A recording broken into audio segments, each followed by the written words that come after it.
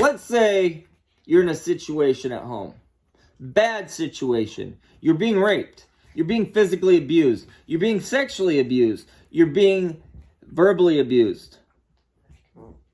Listen. You deserve better than that. Your first step, your possible first step you can get to get out of these situations is be brave. Don't be afraid. Be brave. Realize this person cannot hurt you if you don't let them.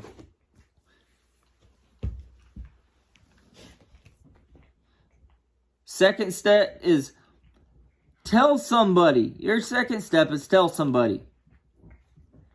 Being brave doesn't make you weak, it makes you strong. Fear does not make you weak, it makes you strong. You may be afraid of this person, but realistically, what can they do? If you make sure you tell somebody, this person will go. If you think that this person's the only reason that you can survive, is it really worth your soul?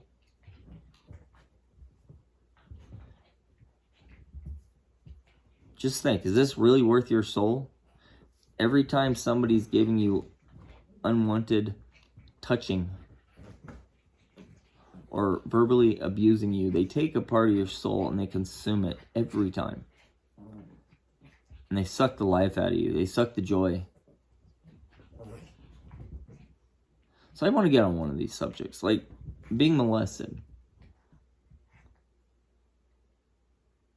It's a pretty fucked up situation. I had an ex-girlfriend in high school, freshman year. She wouldn't even kiss. Like, I thought she was weird, and we, like, no make out, nothing. I was kind of innocent myself, so it was one of those situations where, ooh, if we could have sex, that would be awesome. But I was a virgin, and I was kind of a really inexperienced with girls. I think she was my first girlfriend. But anyways, we couldn't. This was before texting and before cell phones. This was a long time ago.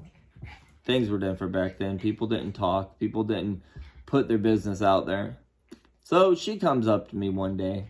We've been together probably 6 months, 3 months. I don't know. A long time ago. So we've been together about 3 to 6 months, whatever. And she tells me her stepdad is molesting her. And I kind of didn't believe her at first. So I'm like, yeah, whatever, you know. And then she tells me he had been doing it since day one.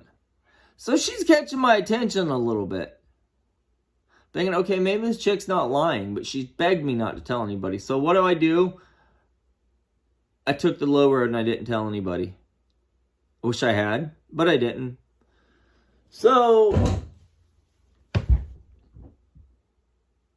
I got to thinking. This girl tells me when she's going to tell, this guy goes out to the woods because he's going to kill himself. And he'd done this a few times. And that was his manipulation. People that do bad things to people are very manipulative. Right? They're manipulative. They'll make you think that they're going to harm themselves or they're going to harm somebody else. Abuse is abuse.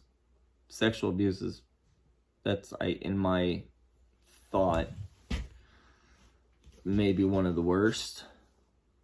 Physical abuse, you're being beaten down, but sexual abuse is just, it's more of a mental abuse, physical abuse, and a sexual abuse in one. Think about it.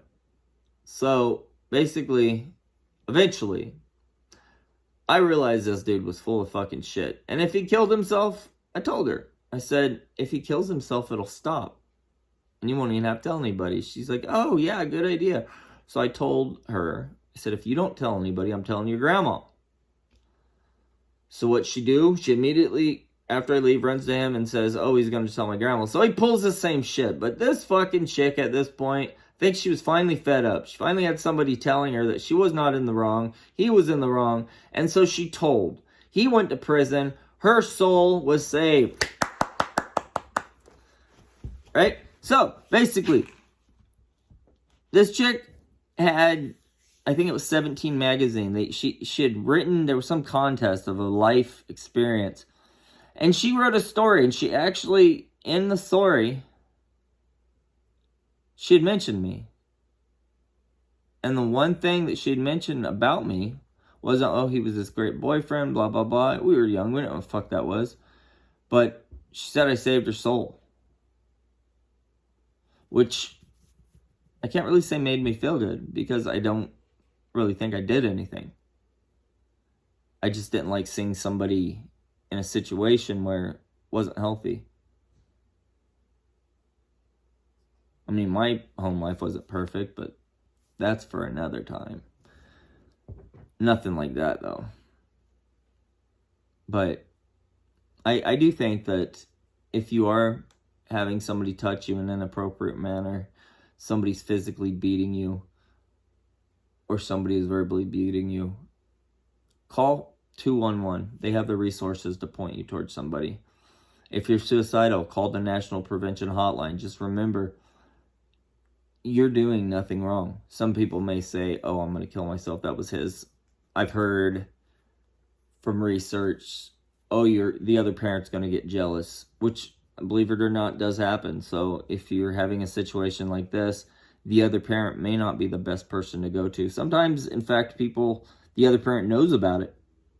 It just doesn't say anything, because that is their significant other. That person takes care of me. That person, I can't live without this person. Financially, mentally, or emotionally. So your soul's being sold. Damn fly.